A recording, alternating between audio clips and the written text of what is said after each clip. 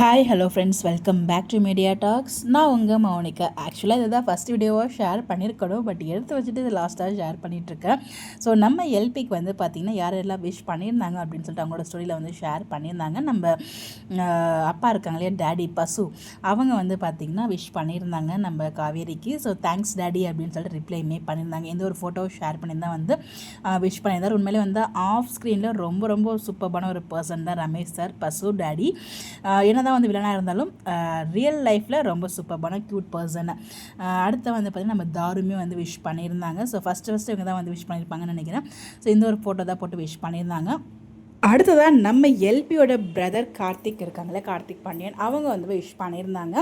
Happy birthday to mom 2.0. அதாவது தாயாக வந்து எல்லாருக்குமே வந்து பார்த்திங்கன்னா அவங்க அக்கா வந்து செகண்ட் மதர் அப்படிங்கிற மாதிரி தான் சொல்லுவாங்க மேக்ஸிமம் ஆஃப் த பர்சன். அது 10 இயர்ஸ் டிஃப்ரென்ஸ் அப்படிங்கிறப்போ அப்போ வந்து ஒரு அம்மா பையன் அப்படிங்கிற பாண்டிங்கெல்லாம் இருந்தாங்கிறத இன்டர்வியூலையுமே சொல்லியிருப்பாங்க. இப்போ வந்து செம ஃபைட்லாம் பண்ணிகிட்ருக்கோம் அப்படின்றத அவங்க சொல்லுவாங்க. ஸோ வந்து ஐ லவ் யூ, அது மட்டும் பத்தாது அப்படிங்கிற மாதிரியும் சொல்லியிருப்பாங்க. யூ மேட் பை டே, ரொம்பவே தேங்க்ஸ் அப்படிங்கிற மாதிரி நம்ம எல்பியுமே ரிப்ளை பண்ணியிருப்பாங்க.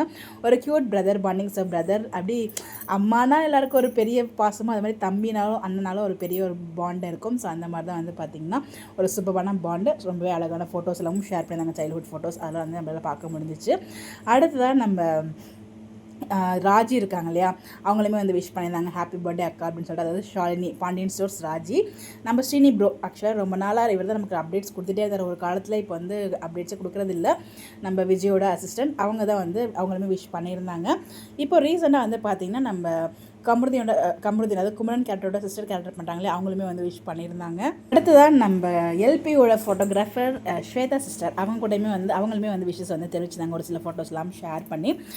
அப்புறம் நம்ம எல்பிக்கு இப்போ ரீசெண்டாக இன்டர்வியூ பண்ணார் இல்லையா, அவங்களோட ஃப்ரெண்ட் அசார்.